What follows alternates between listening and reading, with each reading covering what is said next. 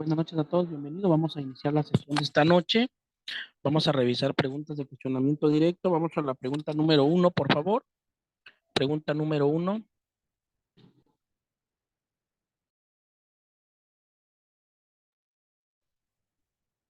Aquí tenemos la siguiente pregunta. ¿Cuál es la vestimenta adecuada que debe usar la enfermera circulante en la zona semirrestringida? Inciso A, lo que es lo que es el conjunto. AMBO que dice significa que es uniforme quirúrgico,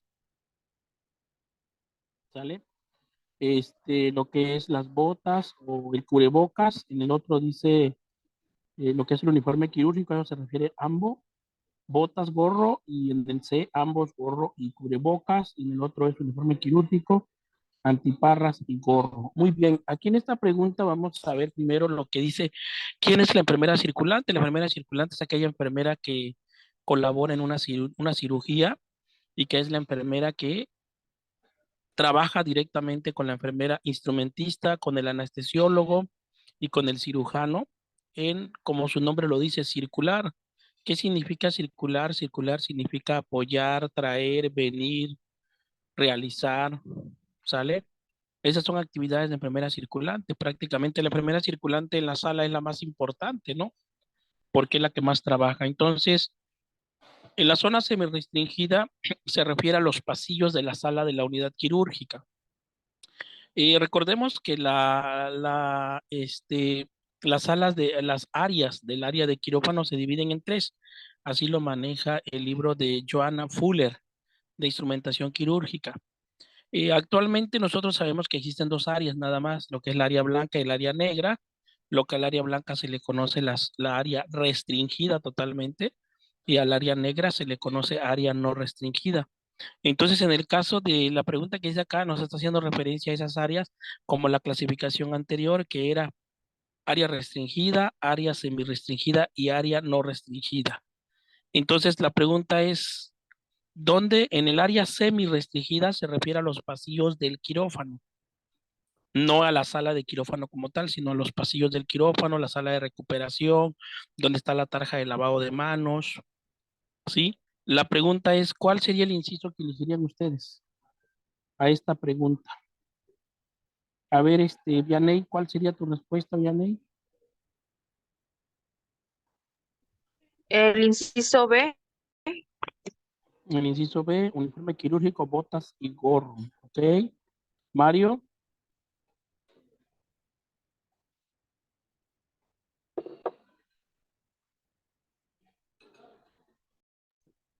La mera verdad tendría dudas entre la A y la B, pero me iría por la A.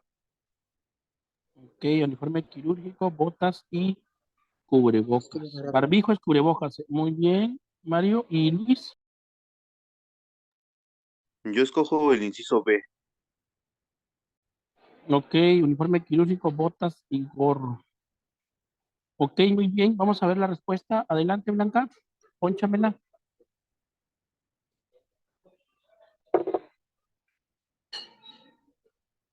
La respuesta correcta es la B. Uniforme quirúrgico, botas y gorro. ¿Sí? O sea que que la enfermera circulante va a tener botas, su uniforme quirúrgico y su gorrito.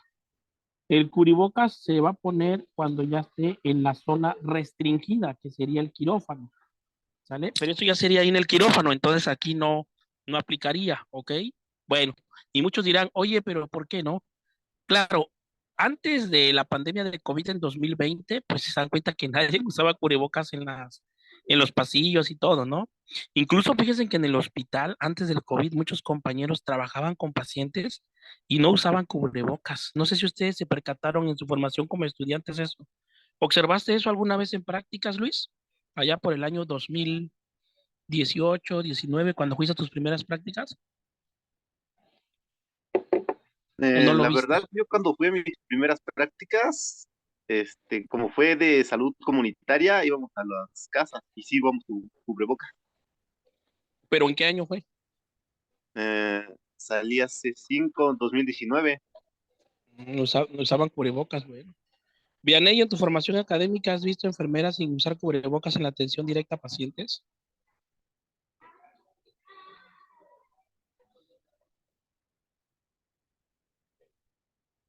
Mario, ¿has visto en tu formación académica enfermeras sin cubrebocas? Técnicamente sí, siempre las he visto con cubrebocas. Ok, muy bien. Bueno, después de la pandemia de COVID, todos utilizamos cubrebocas. Después de la pandemia de COVID, si fuera esta pregunta enfocado ahí, la respuesta correcta, ahí sería la B, nada más que le agregaríamos el cubrebocas, ¿no? Sí, porque en la A, que ya mencionaba en la A, que era uniforme quirúrgico, botas y cubrebocas, pero ahí no incluiría el quirúrgico, lo que es ahora sí, el gorro quirúrgico, ¿no? Pues muy bien, vamos a la siguiente, Blanca. Bueno, aquí tenemos otro caso. Esta pregunta es sobre, nos dice, ¿qué mecanismo de control autorregulador desencadena el estrés quirúrgico provocando vasoconstricción periférica y disminución de la función gastrointestinal? Inciso A, liberación de glucocorticoides. B, liberación de adrenalina. C, inhibición de los glucocorticoides. Y la inciso D, inhibición de adrenalina. Ok, bueno. Aquí en este caso nos está hablando que hay un paciente que está en el quirófano, ¿sí? El estrés quirúrgico es aquel paciente que lo van a operar. La vasoconstricción periférica se refiere, la vasoconstricción es digamos, es cuando se reduce de tamaño los vasos arteriales. La vasodilatación es cuando ocurre lo contrario, ¿sí? Relaja el vaso arterial, se expande más. Entonces aquí el paciente está muy aprensivo. ¿Por qué? Porque tiene vasoconstricción periférica. Y luego, y hay una disminución de la función gastrointestinal. A nivel de estómago, el paciente, pues, no hay esa motilidad intestinal que se requiere. Entonces la pregunta es, ¿qué mecanismo de control va a desencadenar esto? A nivel intestinal, nos está diciendo, ahí tenemos 4 posibles respuestas. Recordemos que los glucocorticoides son unas sustancias que generan glucosa con cortisona. La adrenalina es una sustancia que libera y provoca excitación a nivel cerebral. ¿Sale? Uno libera glucocorticoides, el otro libera adrenalina y los otros, la C y la D, son inhibición. Si inhibe la adrenalina y si inhibe los glucocorticoides. ¿Cuál creen que sería la respuesta en este paciente que tiene estrés quirúrgico? A ver, vamos a ver a Vianey. ¿Cuál sería tu posible respuesta, Vianey? Me voy por el inciso B. Ay, estoy perdida, pero es el inciso B según yo.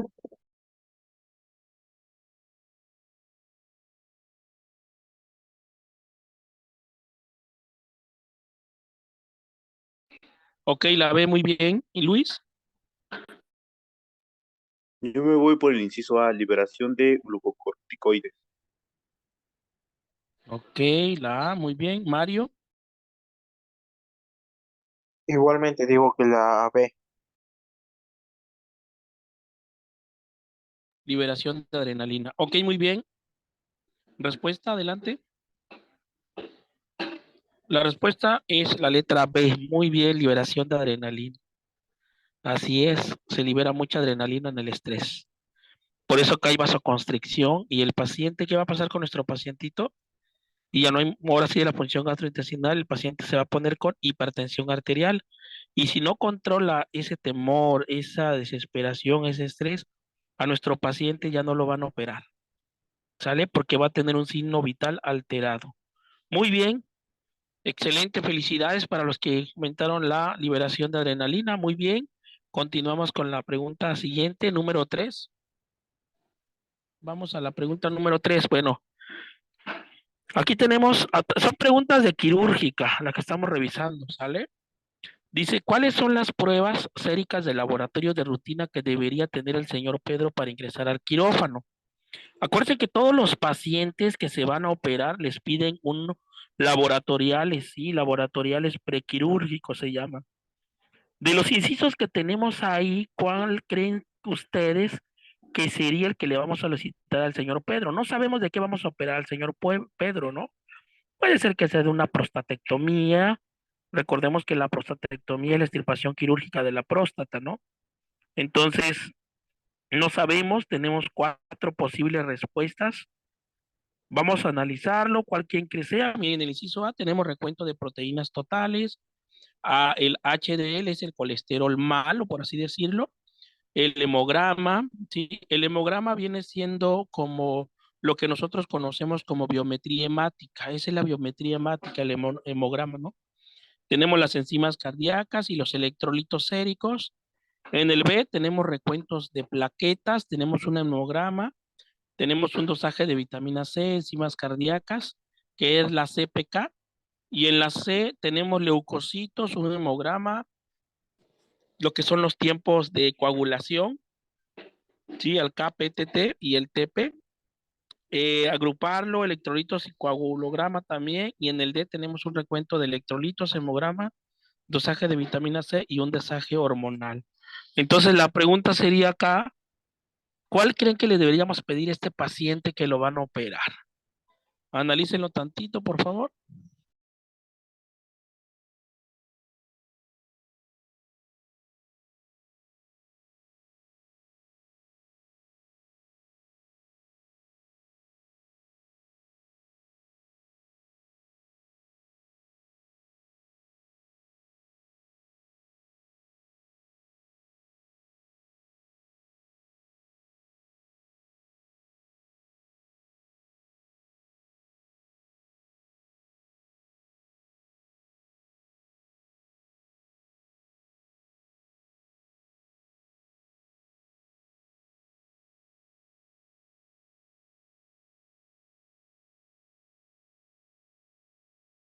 Bueno, continuamos. Ahora sí, vamos a ver, Luis, ¿cuál crees que sea el que se acerca más? ¿Qué Yo inciso, creo Luis? que el inciso C. C, correcto. Dice que leucocitos, una biometría hemática, tiempos de coagulación. Eso de agruparlo, ¿sí? Agruparlo se refiere al tipo sanguíneo. Muy bien, electrolitos y un coagulograma, ¿ok? En tu caso, ¿cuál sería, Vianey? Inciso C. C, igual que Luis, ¿ok? Y en tu caso, Igualmente, diría que Mario, la C. Digo ¿por que la qué, C por igual. qué, por qué, por qué creen que sea la C? A ver, ¿quién me dice? A ver, ¿en qué se basaron para la C? A ver, ¿quién desea participar? Pónchame la respuesta, por favor.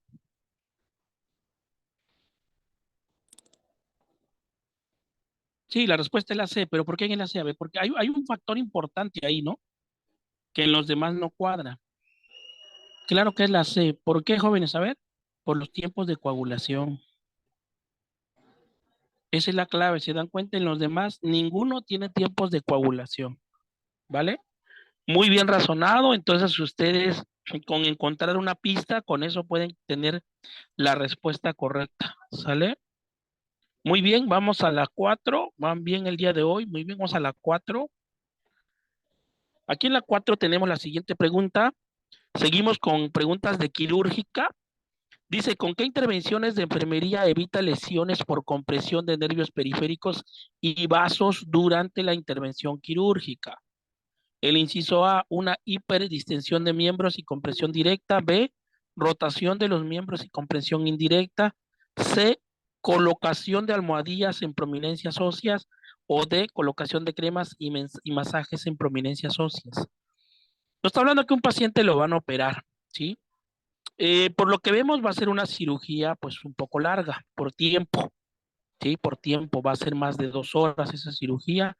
Entonces se tiene que evitar las lesiones por compresión de nervios periféricos. Recordemos que la mesa quirúrgica es una mesa muy incómoda para el paciente y luego en el caso de los brazos se ponen extendidos los brazos hacia los lados, extendidos. El paciente como forma de crucifijo, así queda el paciente en el quirófano, ¿no? Entonces, si va a estar por 1 o 2 horas, lo que el tiempo que dure la cirugía, ¿ustedes cómo van a prevenir esas lesiones por presión en el paciente? ¿Sí? ¿Cuál creen que sea el inciso que sea el correcto. Vamos a analizarlo. Hoy en día las lesiones por presión se llaman así, antes se llamaban úlceras por presión, ¿no? Sí, y para ello teníamos la escala de Norton para valorar el grado. Recordemos que tenemos 4 grados, ¿no? Para clasificar las lesiones por presión. Sí, actualmente se le llama lesiones por presión. Desde el año 2021 cambiaron a ese nombre, lesiones por presión. Sí, y tenemos las lesiones por presión grado 1, grado 2, grado 3 y grado 4, que es la más grave.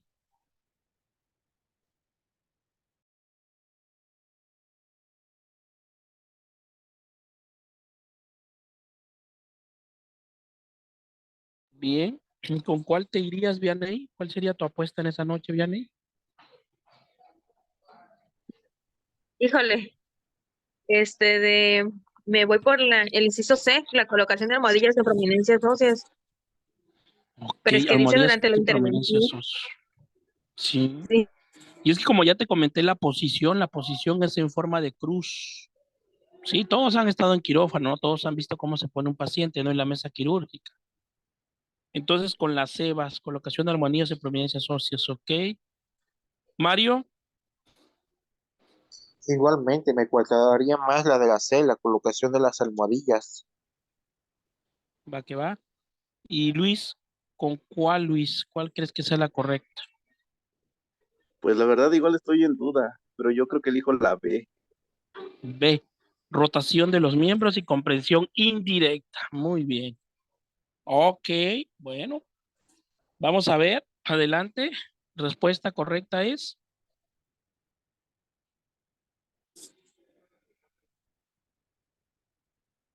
la respuesta blanca. Adelante. La C. Colocación de armonías en prominencias óseas. Así es, la C. Si recuerden que las lesiones por presión, miren, cuando un paciente está en cama y tiene pérdida de la movilidad física, si el paciente siente, se va a mover. Él solo se va a cambiar de posición si puede moverse. En caso de no poder moverse y no sienta, pues no se va a mover. Entonces aquí nosotros lo que siempre hacemos es colocación de almohadillas en prominencias óseas. Y una de las principales sería a nivel de coxis, ¿no? Las famosas donas, ¿sí? Las famosas donas que le ponemos al paciente, ¿no? Porque acuérdense que la primera lesión por presión que aparece es a nivel de coxis. Ahí a nivel de coxis, a nivel de sacro es la primerita. De ahí vienen las lesiones por presión de talón, ¿sí? Lesiones por presión de codo, a nivel de espalda, a nivel de omóplatos. Por eso se tiene que hacer una colocación de almohadillas. Y estas almohadillas tienen que hacer de un material especial que por lo regular muchos pacientes la usan de microfibra o las mandan o las hacen de manera artesanal, ¿no? Las famosas almohadillas de alpiste, ¿no? Que son frescas para el paciente y evitan la sudoración y el aumento de la temperatura corporal. Muy bien, vámonos con la pregunta número 5. Aquí en la pregunta número 5 nos habla de lo siguiente. Seguimos con preguntas de quirúrgica. En la pregunta número 5 nos dice lo siguiente.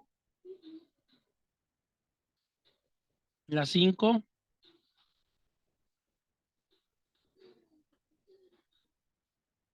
seguimos con quirúrgica. Dice, ¿qué valoración psicosocial prioritaria se debe hacer al paciente en el preoperatorio?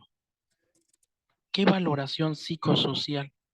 Inciso A, la respuesta al estrés. Inciso B, los factores de riesgo. Inciso C, antecedentes familiares. O inciso D, educación escolar. Esta valoración psicosocial se debe hacer en el preparatorio al paciente para, más que nada, para medir el nivel de ansiedad y estrés que puede llegar a presentar el paciente durante la operación, durante la intervención quirúrgica. Entonces nosotros tenemos que ver aquí, nos está diciendo, acuérdense que la visita preoperatoria se realiza antes de que el paciente sea operado, allá en el servicio de hospitalización, en el servicio de cirugía ambulatoria, en el servicio de urgencias, etcétera, etcétera. ¿Sí? Entonces, ¿cuál creen que sería? Y tenemos la respuesta de 3, los factores de riesgo, los antecedentes de la familia, educación escolar.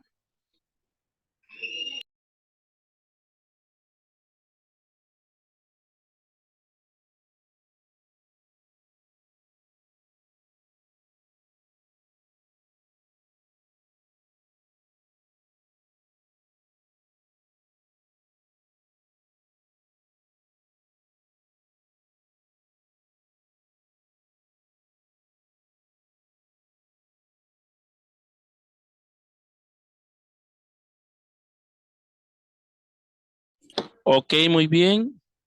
Ahora sí, es tu turno, Luis. ¿Con cuál te vas? ¿Cuál eliges? El inciso A. Ah, la respuesta al estrés. Bien, esa valoración. En tu caso, Vianey, El inciso B. los factores de riesgo. Perfecto. ¿Y tu respuesta, Mario? Estoy entre la C y la A, pero creo que me voy a ir más por la A. La respuesta al estrés. Ok, la respuesta correcta es, adelante.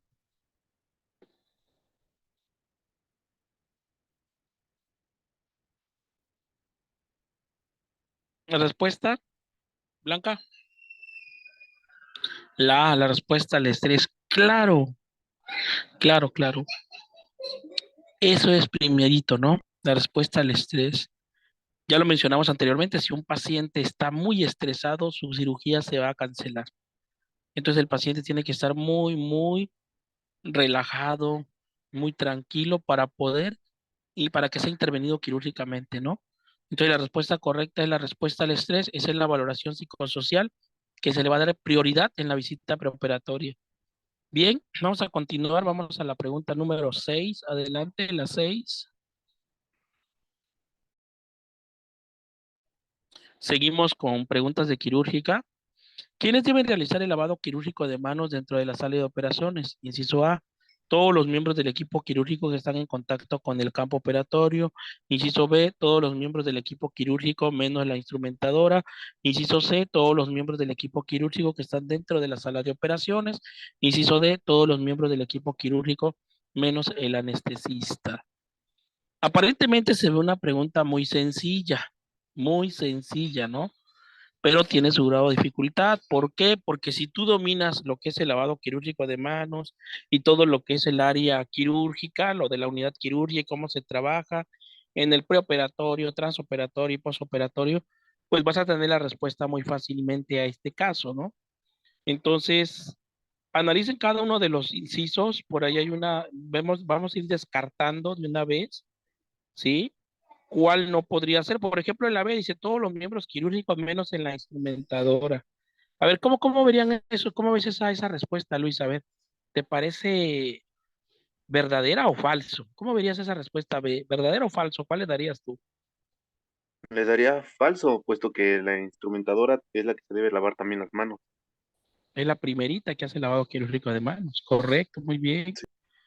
Y a ver, por ahí, en este caso, dice por ahí una respuesta, nos está comentando que tienen que hacerlo todos los miembros del equipo quirúrgico que estén dentro de la sala de operaciones. ¿Cómo ves eso, Mario? ¿Tú crees que sí sea falso o verdadero ese inciso C? ¿Cómo lo ves?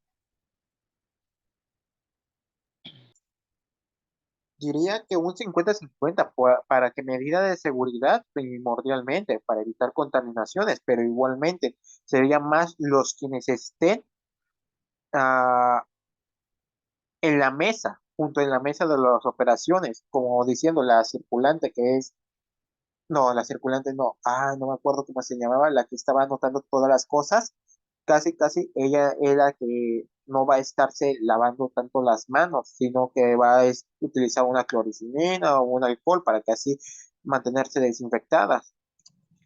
Pero los más importantes Ok, allí son los que van a estar con el paciente directamente. muy bien, Mario. Bien. Ok, ahora sí, Dianey, dame tu respuesta a este inciso. Inciso A. El inciso A, todos los miembros del equipo quirúrgico que estén en contacto con el campo operatorio. Ok, muy bien. ¿Tu respuesta, Luis? Igualmente, el inciso A. Ok, ¿y Mario? Igual la ¿La respuesta, Blanca? Correcto, la A. ¿Sabes con cuál te podrías confundir con la D? ¿A poco no pensaste que en algún momento podría ser la D? Porque bueno, en protocolo el anestesiólogo tiene que hacerse el lavado quirúrgico de manos por protocolo, pero no lo hace. El anestesiólogo se hace un lavado común nada más e ingresa, ¿no? Por protocolo. Entonces te podrías confundir tú con la A y la D. Con la B y la C, pues no. Pero muy bien, la respuesta correcta es todo el equipo, todos los miembros del equipo que estén en contacto con el campo operatorio. Así es. ¿Con quién? Con el paciente, con la mesa riñón, con la mesa mayo. ¿Sale? Por ahí, Blanca, anótame, observé debilidades en cuanto a temas de quirúrgica. Anótame por ahí en tu agenda, por favor, actividades de la enfermera circulante y actividades de la enfermera instrumentista. Anótamelo en la agenda, por favor, anótamelo para tener ese tema de sesión, ¿sale? Vamos a la pregunta siguiente. Vamos a las 7. El consentimiento informado, para que sea válido, debe cumplir 3 criterios. ¿Pueden identificar cuál de estos ítems es el correcto? Está hablando del consentimiento informado, es un documento que firman los pacientes que van a ser intervenidos en una operación quirúrgica. En este documento se va a describir que si el paciente se llega a complicar su cirugía o llegara a fallecer el paciente, no va a ser responsabilidad del médico o del team quirúrgico que participe en la cirugía y se va a deslindar responsabilidad. Entonces, de los incisos, ¿cuál creen que sería el correcto? Tenemos el inciso A, voluntario, establecido, competente. Inciso B, voluntario informado, calificado. Inciso C, voluntario informado, competente. Inciso D, voluntario establecido y calificado. ¿Sale? Vamos a analizarlo.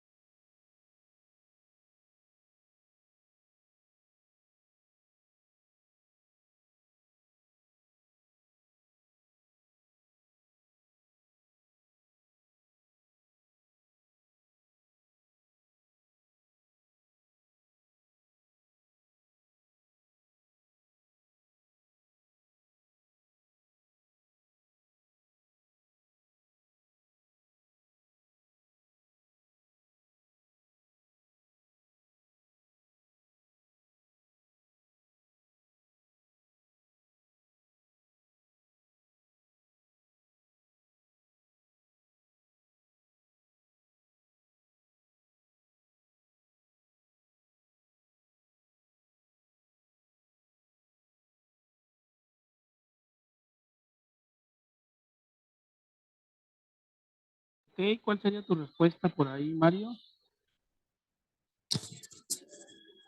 ¿Cómo sería ese consentimiento informado? Yo estaría muy dudoso entre la B y la C, pero me voy con la C. C, voluntario, tiene que ser voluntario, informado y competente. Muy bien. Luis, Igualmente escogería el inciso C.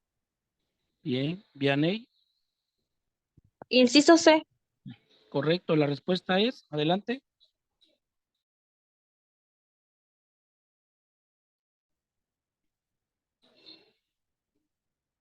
La respuesta.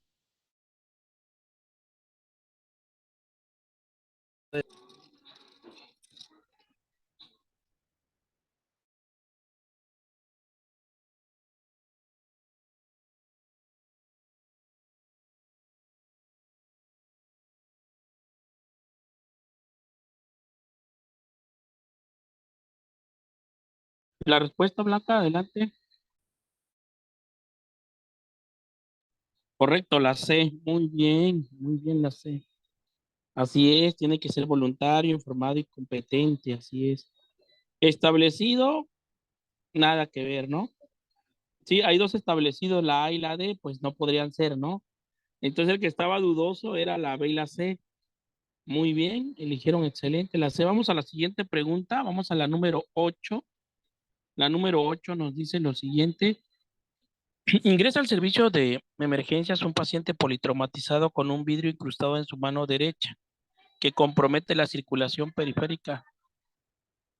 Lo valora el cirujano y decide que se traslade ya a cirugía. ¿En qué clasificación de cirugía lo colocaría? O inciso A, urgencia, B, exploradora, C, reparativa o D, emergencia.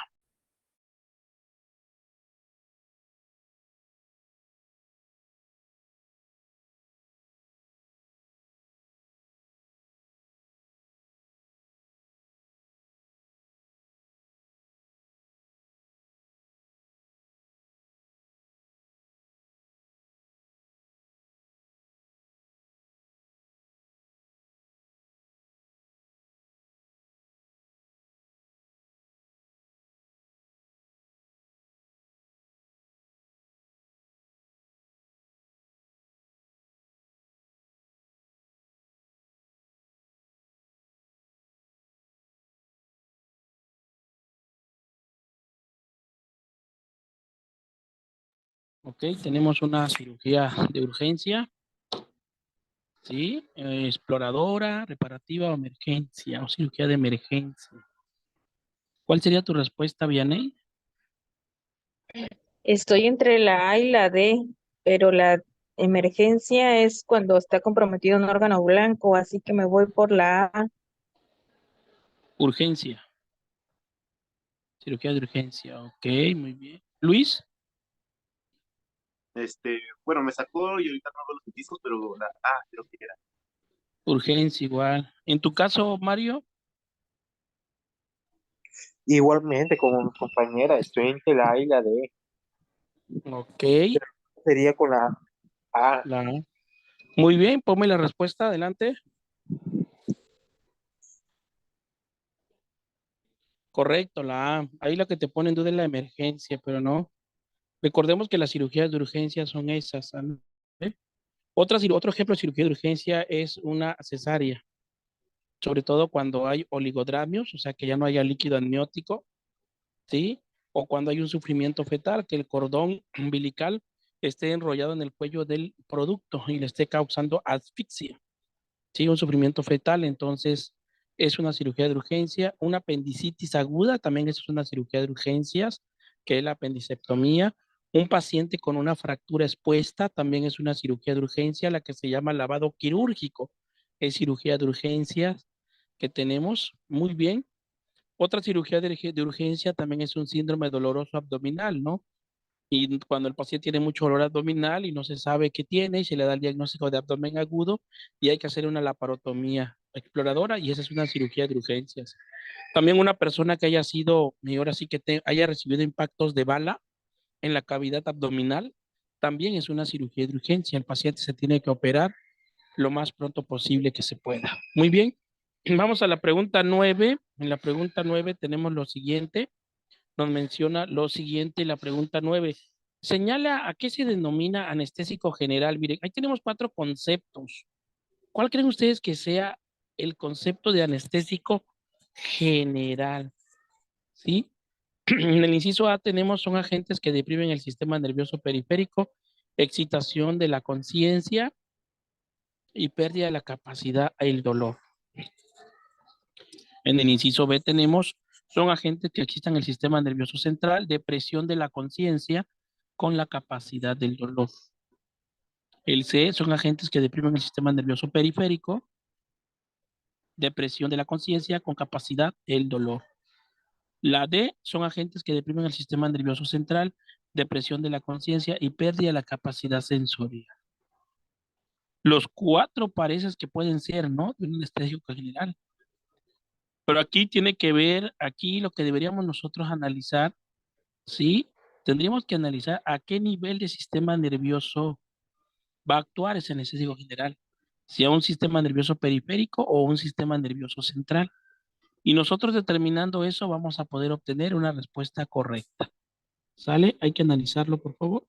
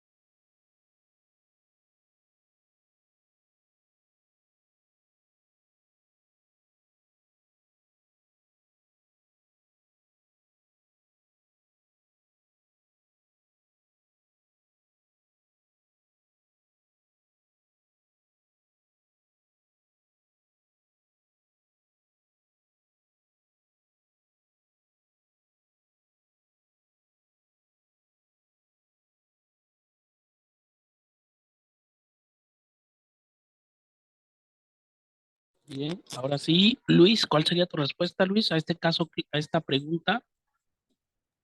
Inciso C. El C, te fuiste a nivel periférico y depresión de la conciencia. A nivel periférico elegiste, ¿ok? Adelante, Mario, tu respuesta. Yo creo que sería la D. La D, te fuiste nervioso central, sistema nervioso central. Ok. Vianey, Creo que la D. la D, ok. Adelante, la respuesta, Blanca.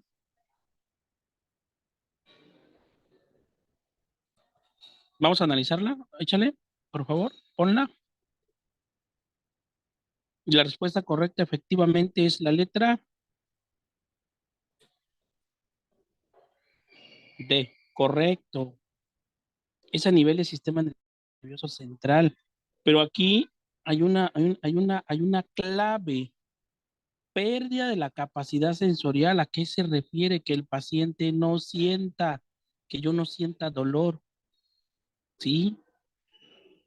Entonces, es la D, la que había dicho, la C, los que comentaron, el que comentó la C, no puede ser a nivel periférico, tiene que ser a nivel nervioso central, todo, ¿sí? Porque estamos hablando de anestésico general, general. Ejemplo de anestésico general es el propofol, ¿sí? Ese medicamento que parece leche, el propofol, que viene de 1 gramo, 20 mililitros en 1 gramo en la presentación. Con ese medicamento, ¿sabían que ustedes fue que falleció Michael Jackson? ¿Sí se acuerdan de ese muchachón? Sí, ¿Se acuerdan? Ese cantante, ese artista era adicto al propofol. Él se inyectaba propofol intravenoso, ¿eh? Pero de tanto que le pedía la necesidad de ingerir su cuerpo ese anestésico, llegó un momento en que él ahora sí tuvo una depresión de la conciencia, sí, y tuvo un paro cardiopulmonar y falleció, pero por sobredosis de propofol. Otro anestésico general se llama isuflorano. Es un gas inhalatorio, también es un anestésico general. ¿Sale? Muy bien, jóvenes, vamos a la pregunta 10. Adelante, la 10. Nos menciona la pregunta 10. El paciente Jorge presenta un estadio de cáncer etapa 4, T4, N4, M3, o sea, una etapa 4, una neoplasia número 4 y metástasis grado 3. ¿Cuál sería la descripción que más caracteriza el estado del paciente? Tenemos 4 incisos. Dice lesión superficial confinado al órgano de origen sin alteración ganglionar, con metástasis múltiple limitadas a un órgano o de alteración funcional. El M3 significa metástasis. Entonces aquí hay que checar cuáles tienen esa palabra de metástasis. La B dice signos de lesión primaria, son ganglios móviles y palpables con afectación de varios órganos y sin alteración funcional considerable. La C, una lesión avanzada extendida a órganos adyacentes con aumento progresivo del tamaño ganglionar, afectación de varios órganos con alteración funcional. Y la D, con lesión superficial en el órgano de origen, sin signos de enfermedad ganglionar con alteración de varios órganos e importante afectación funcional. ¿Sí? Entonces, vamos a analizarlo. ¿Cuál creen que sería esa respuesta que estamos buscando? O sea, lo que más describe el estadio de don Jorge, ¿sí? Etapa 4, neoplasia 4 de grado 4 y una metástasis grado 3. ¿Cuál sería? Vamos ahí a ver, analícenlo.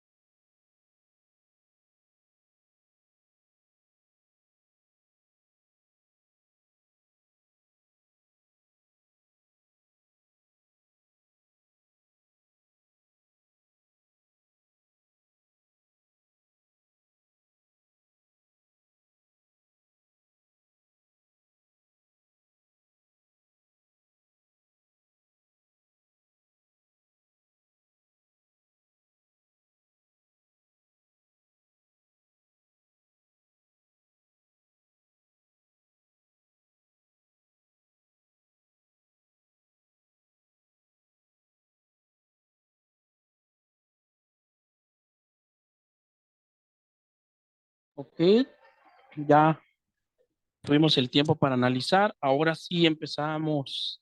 Mario, ¿cuál sería tu respuesta correcta?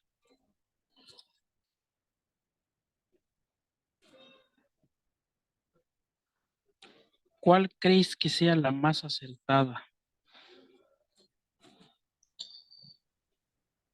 Ok, yo diría que la C, quizás. C. Lesión avanzada, extendida a órganos adyacentes con aumento progresivo del tamaño ganglionar, afectación de varios órganos con alteración funcional. Muy bien, excelente. Vianey, Inciso C. ok. Luis, Igual, inciso C.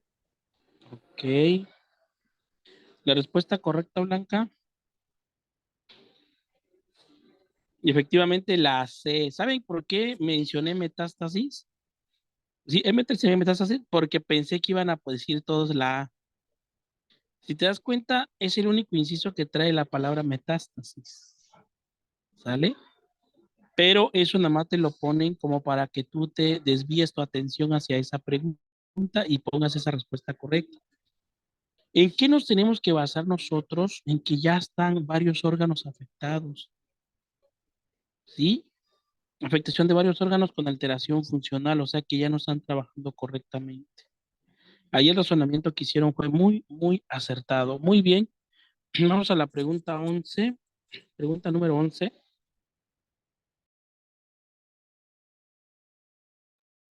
Seguimos hablando de cáncer. En el desarrollo del cáncer, ¿cuáles son los estadios de la carcinogénesis? La carcinogénesis significa génesis, significa producción de carcinoma, o sea, producción de células cancerígenas. Eso se refiere. Nos está hablando cuáles son los estadios. Aquí los incisos que tenemos nos mencionan de tres estadios. El inciso A nos habla de una progresión, iniciación o promoción. El inciso B nos habla de una promoción, progresión, iniciación. El inciso C, iniciación, promoción, progresión. Inciso D, promoción, iniciación y progresión. ¿Cuál sería la clave acá para tener una respuesta correcta? Que tiene que haber un orden, porque tiene que haber un estadio 1, luego un estadio 2 y un estadio 3. Así como vienen los números, primero es el 1, luego el 2 y luego el 3. No podemos decir que primero sea el 3, luego el 2 y el 1. Entonces, en base a este comentario que les acabo de hacer, ustedes tienen que seleccionar cuál sería la respuesta correcta a esta pregunta. ¿Sale? Vamos a analizarlo un momentito.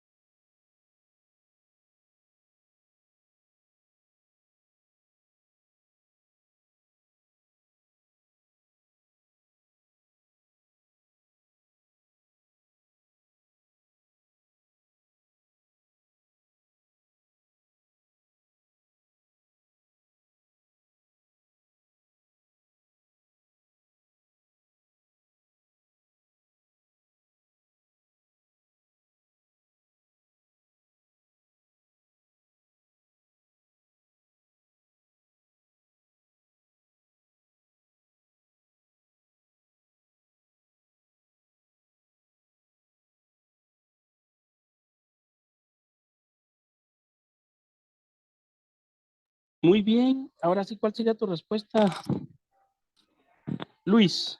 ¿Cuál eliges? ¿Cuál es la correcta, Luis? A ver.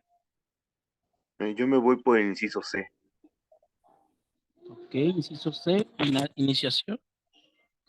Iniciación, promoción y progresión.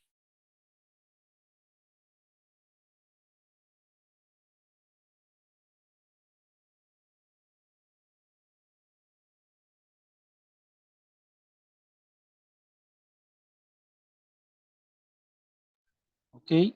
Mario, ¿cuál sería tu respuesta? La C. C. Igual. ¿Y Vianey? Inciso C. Ok. ¿La respuesta, Blanca, cuál sería?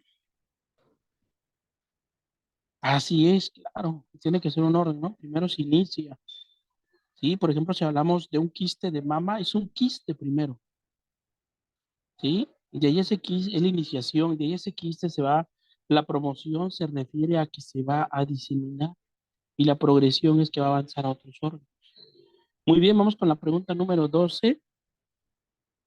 Adelante, la 12. El señor López sufre un traumatismo de tórax. El médico evalúa en la placa de tórax 3 costillas adyacentes con fractura en 2 partes, cada una marcando un daño de la estructura de la parrilla costal. ¿Cómo se llama esta lesión? ¿Sí? El paciente se fracturó 3 costillas, tuvo un traumatismo de tórax. Se supone que el paciente tuvo una caída o probablemente un choque automovilístico. Y las posibles respuestas a la lesión tenemos el inciso A, contusión pulmonar; inciso B, fractura costal; inciso C, un tórax debatiente; o D, un neumotórax. Hay que analizar bien lo que nos está pidiendo, ¿sale? ¿Cómo se llama la lesión de la estructura de la parrilla costal? Nos está hablando de fractura, entonces vamos a analizarlo, por favor.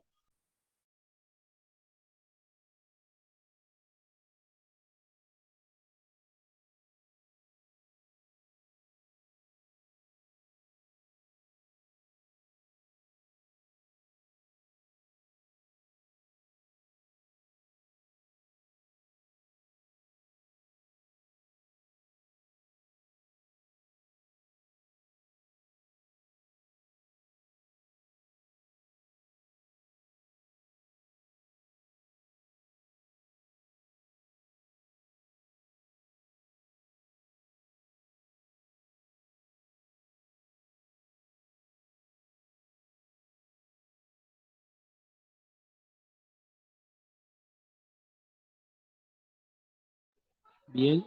Vianey, ¿cuál sería tu respuesta, Vianey? Sale. Creo que la, Está las, complicadito, ¿no? Está complicadito. creo que la C. La C, tórax batiente. Ok. A ver, Luis, tú que estuviste en la Cruz Roja en Oaxaca, Luis, ¿cuál sería? Yo no estuve en la Cruz Roja. ¿Ya no? Bueno, es un decir, a ver. Dije, caray. Igual estoy entre la B y la C, pero creo que me voy más por la C. Neumotórax. Ok. ¿Y Mario? No, la C. Ah, por la C, tórax batiente. Ok, igual. Y Igualmente como el otro, estoy entre la B y la C, pero la C. tórax batiente. Adelante, ponme la respuesta. Eso, mero, tórax batiente.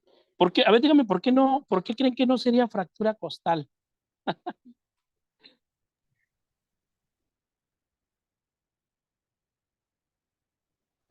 Porque Porque, habla de que ajá, hubo un daño en la estructura de la parrilla costal, ¿no? No solo de las costillas.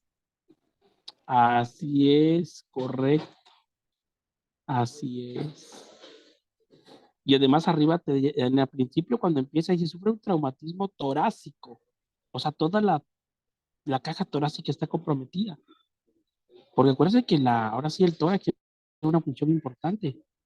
Favorece la respiración. Ayudan a la respiración, aparte que sirven como protección, ¿no? Como protección de los órganos internos de la cavidad torácica. Muy bien, tórax batiente, así es. Y ese es un diagnóstico médico que existe, ¿eh? Y muchos nos podríamos ir con neumotórax, así de entrada, neumotórax o fractura costal, ¿no? Buen racionamiento. Vamos a la pregunta número 13. 13. 13. La anterior, 13, Blanca.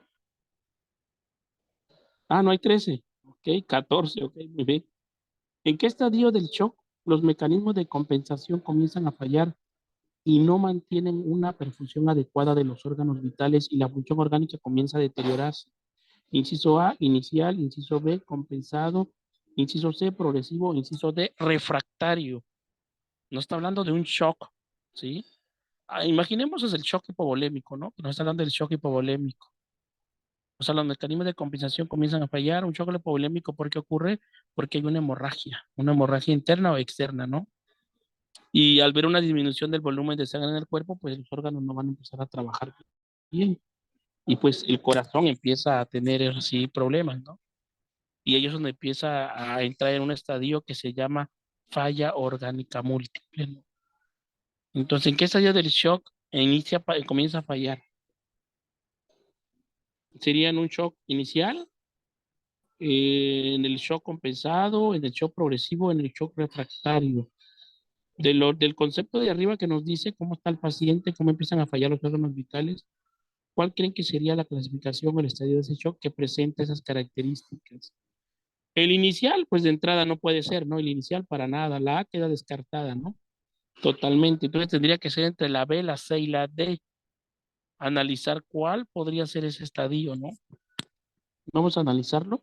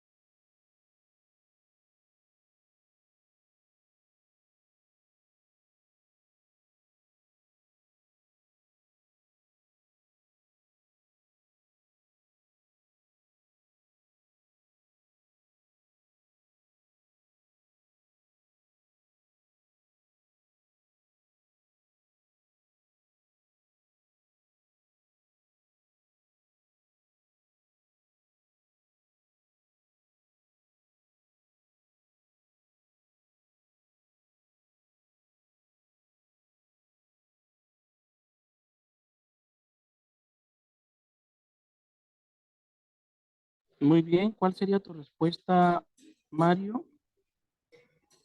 ¿Qué tipo de shock? ¿Qué estadio? Yo creo que la C, si La viene de C. progresivo a negativo. Ok, progresivo. Perfecto. Luis. Igualmente me voy por el inciso C, progresivo. Ok. Vianey. Híjole. Mm, igual me voy por la C. Progresivo. Muy bien. La respuesta blanca, adelante. Correcto, muy bien. Sí, así es. ¿Por qué? Comienza a deteriorarse. Ahí está la clave. Comienza a deteriorarse, o sea que va avanzando. Muy buen razonamiento. La siguiente pregunta, la 15. ¿De qué depende la profundidad de la lesión en las quemaduras? Aquí nos está hablando de una quemadura. Cuatro posibles respuestas. El inciso A, de la exposición del agente causal y de la fuerza del contacto. Inciso B, de la temperatura del agente causal y la duración del contacto. Inciso C, de la velocidad del agente causal y la duración del contacto. Inciso D, de la contracción del agente causal y la fuerza del contacto. ¿Sí? Entonces, hay que checar una quemadura, ¿no? En los cuatro viene agente causal, ¿sí? Pero tenemos tres factores. Una es exposición, temperatura, velocidad y contracción. La clave tiene que estar en esos cuatro, ¿sí? Si es exposición, temperatura, velocidad o contracción, ¿no? Entonces, Vamos a analizarlo, por allá les di la clave, chequen esa clave podría ser para acertar esta respuesta correcta. Vamos a darles 15 segunditos para que lo analicen.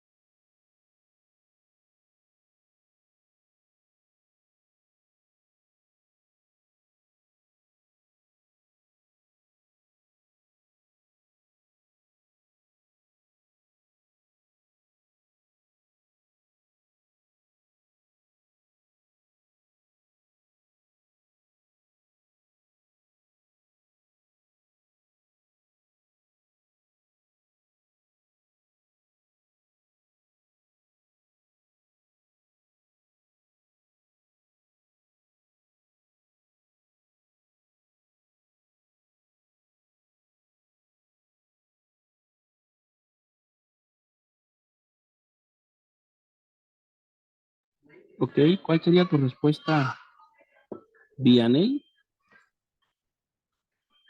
¿Cuál eliges, Vianey? Estoy entre la B y la C. Sí, A es ver, Este, dudoso, dudoso. me Elige voy por uno. la B. Temperatura, ok. Tú elegiste por la temperatura del agente causal y la duración del contacto. Muy bien, Mario. Igual que mi compañera, estoy entre la B y la C, pero igual como ella me voy por la B. Ok, temperatura igual. ¿Y Luis?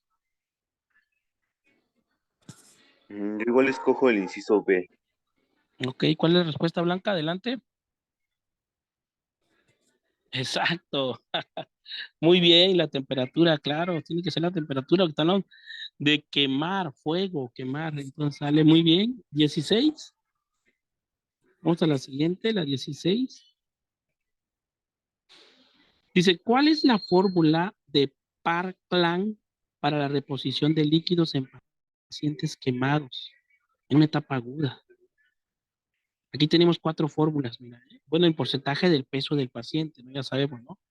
El inciso A nos dice que habla de solución dextrosa. La dextrosa, recordemos que es la glucosa al 5%, ¿no? De 3 mililitros por kilo del peso del paciente por porcentaje de quemado. En la B, solución fisiológica del 0.9%, 4 mililitros por kilo de peso paciente por porcentaje del cuerpo que esté quemado, ¿no? De superficie corporal. Y la solución Ringer lactato es la solución Harman, ¿eh? El Ringer lactato es la solución Harman. 4 mililitros por kilo de peso por paciente por el porcentaje de quemado. Y el inciso D nos habla de solución manitol. El manitol es un expansor de volumen. El manitol más que nada se utiliza para cuando hay de pérdida de ahora sí, cuando necesitamos nosotros, el manitol es un diurético para que entiendan. Usar manitol ayuda a eliminar líquidos, ¿vale? 3 mililitros por kilo de peso más por tu paciente por porcentaje quemado. Entonces, por ahí la D no tiene nada que hacer ahí. Con eso lo descartamos porque el manitol es un diurético. Entonces nos quedarían A, B y C.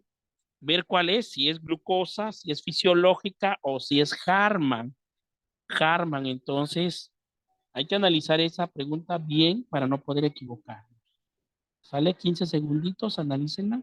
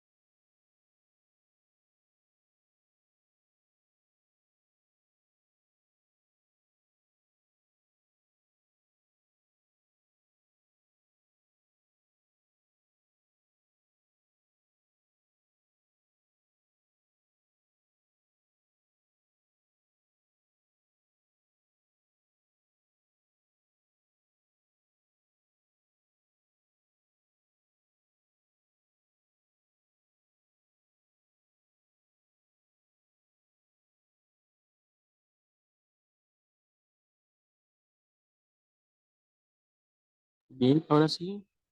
Mario, ¿cuál sería tu respuesta? ¿Con qué solución te vas, Mario? Ok, como me acuerdo, lleva un 4. Así que Eh, digo que la C. Solución Harman. Ok, muy bien. En tu caso, Luis, Yo estoy entre la B y la C, pero elijo la solución C, la de Harman. Harman igual. ¿Y Vianey? Inciso C. Harman también. Ok, dale, Blanca, siguiente. Respuesta, correcto, la C, porque va a reposición de líquidos. Muy bien, la C, tiene que ser Harman. Excelente, muy bien. Vamos a la siguiente pregunta, 17. En el cáncer de próstata, los adenocarcinomas, ¿qué porcentaje representan los adenocarcinomas? 100%, 95%, 80%, 5%. Estamos hablando de la próstata. Acuérdate que la próstata es una glándula masculina, ¿sí? Una glándula masculina, ¿sí? Que tienen todos los hombres y que a partir de los 40 años empieza su crecimiento, que puede ser benigno o maligno. La palabra benigno significa que es un crecimiento normal, sin alteración de una célula cancerígena, y un crecimiento maligno, pues nos determina que hay un posible cáncer en el paciente, ¿no? Y esta glándula prostática, ¿qué es lo que hace? Obstruye la uretra y es por ello que el paciente puede, no puede, digamos, eliminar por completo la capacidad residual de la orina de la vejiga, ¿no? Entonces, ¿qué porcentaje creen en el nivel de próstata? Ocupen los adenocarcinomas. ¿Qué inciso? ¿Cuál sería tu respuesta? A ver, Luis. Yo diría que el 95%. 95, Mario. Yo estoy entre la A y la B, pero Ahí creo ven, que 100 y 95. B. La B, Sí, la B. 95%. ¿Y Vianey? Ay, me voy por la. Ay, es que no sé. La C. 80%. Ok, vamos adelante, pon la respuesta. La B, 95%. Así es. O sea, la causa del cáncer de próstata es un 95% de tipo adenocarcinoma. ¿Vale? Muy bien, vamos a la siguiente pregunta, 18. En la diverticulitis, cuando los divertículos están inflamados, ¿qué puede provocar? ¿Sí? Eso se refiere a o sea, ahora sí, la diverticulitis es a nivel intestinal, ¿eh? A nivel intestinal. Aquí lo que dice, inciso A, infección, inflamación o fístula puede provocar. El inciso B puede provocar una hemorragia, una induración y una oclusión. Sí, induración se refiere a un crecimiento de un tejido de ahí mismo del sitio. El C nos habla de una obstrucción, infección, una hemorragia, y el inciso D, una infección, un megacolon y una obstrucción. Un megacolon se refiere a un crecimiento anormal del colon, ¿no? Por tanto, por tanta inflamación. Entonces aquí nos está diciendo que puede provocar la diverticulitis, o sea, la inflamación de estos divertículos, que son parte del colon, ¿no? De los divertículos como tal, ¿no? Entonces, ¿cuáles podrían ser esas causas? Tenemos 4 posibles causas, ¿sí? Que podrían ser, las 4 pueden ser aquí, ¿sí? Pero hay una clave en una de ellas que te va a dar la pauta que no es, ¿sale? Entonces, analícenlo.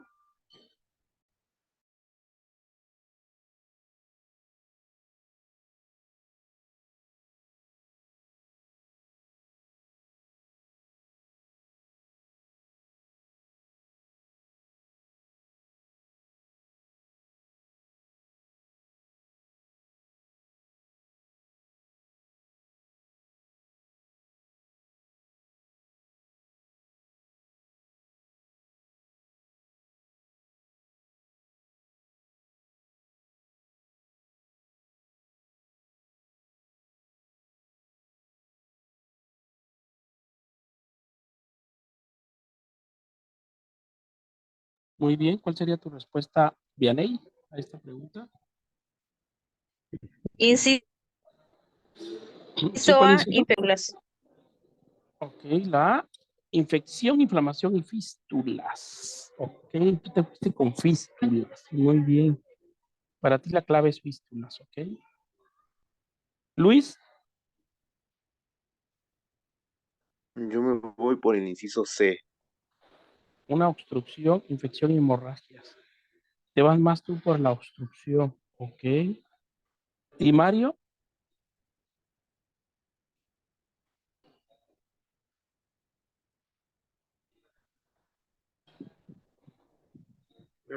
Estoy entre las dos.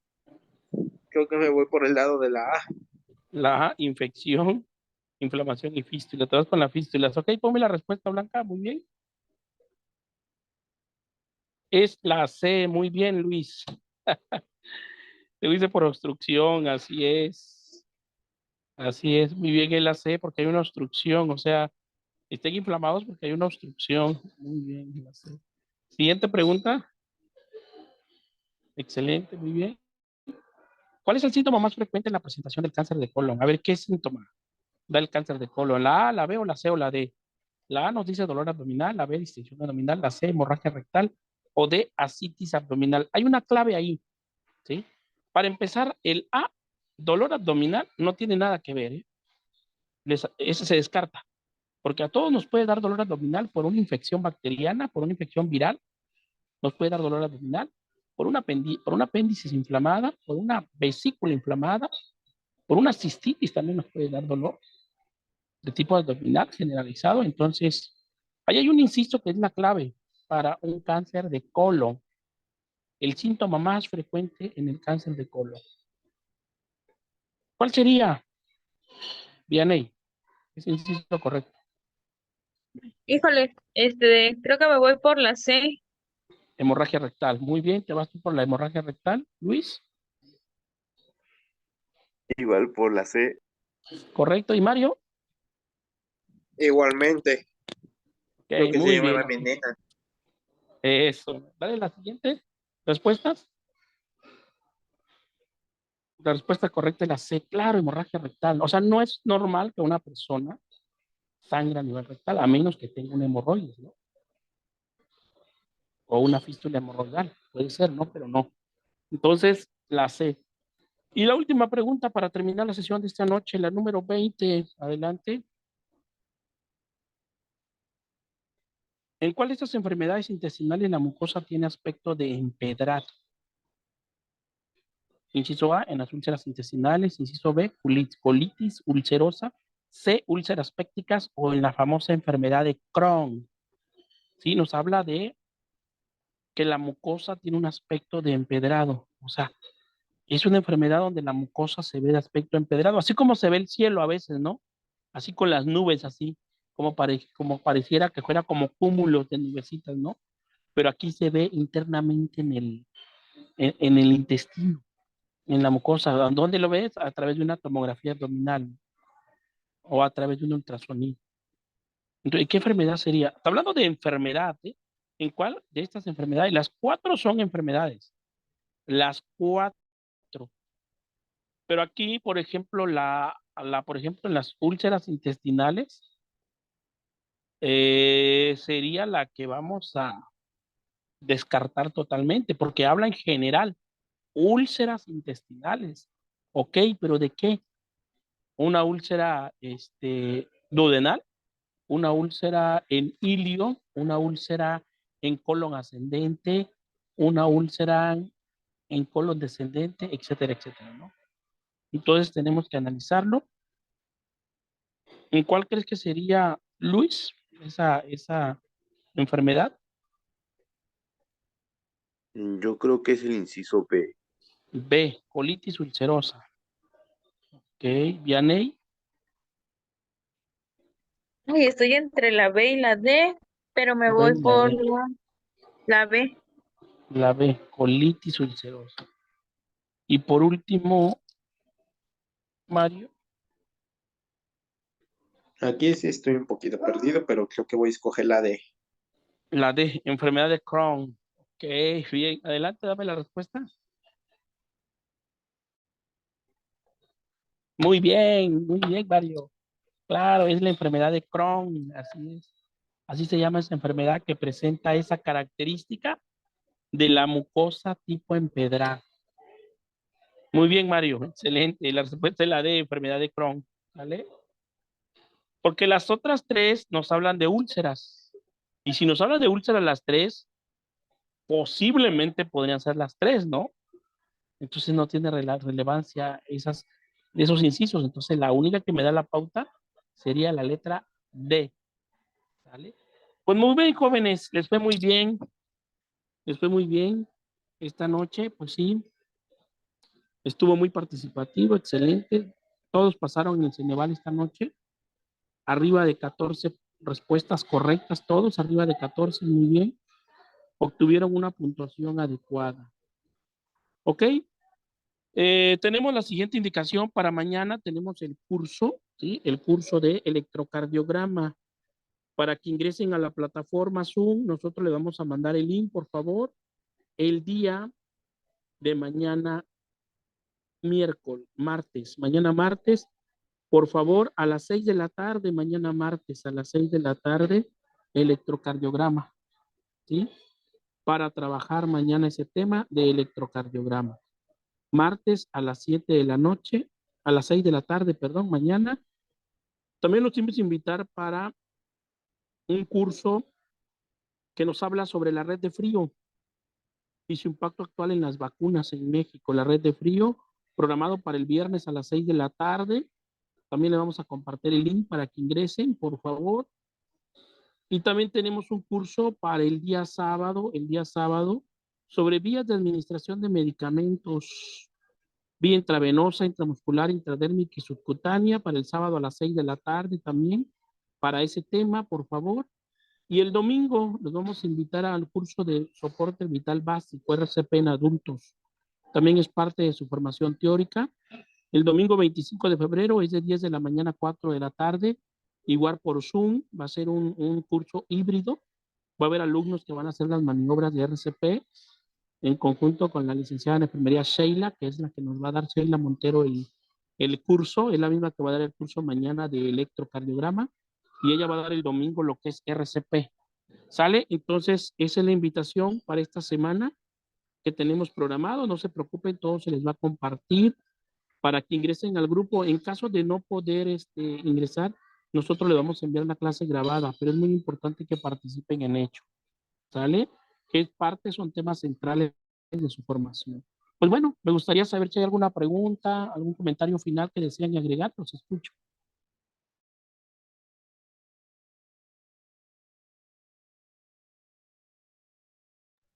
¿Todo bien, Mario? ¿Todo claro hasta hoy? Sí, por el momento sí, todo claro. Muy bien. Vianey, en tu caso, ¿todo bien? Sí, todo bien. Ok. Bueno, ahí Vianey, mira, yo te quiero hacer una invitación especial para ti, tu compañera Kenia. Si gustan ir al taller presencial de RCP, coménteselo a Kenia. Es en Tehuantepec. Ahí por la Prepa 4 hay una preparatoria que se llama Sor Juana Inés de la Cruz. Ahí lo vamos a llevar a cabo. Y ustedes pues irían gratis, van a entrar. Si quieren ir ahí para que hagan las maniobras de RCP y ya si en su momento dado desean obtener su constancia del curso de RCP, tendría un costo. ¿Vale? Ya les diríamos cuánto pagarían por la constancia. Pues estás invitada, Vianey, por si gustas ir con Kenia, ustedes que están cerca acá de la región, esa es la invitación para ti, ¿no? Muy bien. Sí, Luis, ¿todo bien? Sí, todo bien. Bueno, pues muchas gracias por participar. Les deseo que tengan una excelente noche, cuídense mucho y nos vemos el día jueves en nuestra próxima sesión. Y mañana, por favor, mañana los esperamos en electrocardiografía. Yo les mando el link. Que pasen buenas noches. Cuídense mucho. Dios los bendiga. Buenas noches. buenas noches, gracias.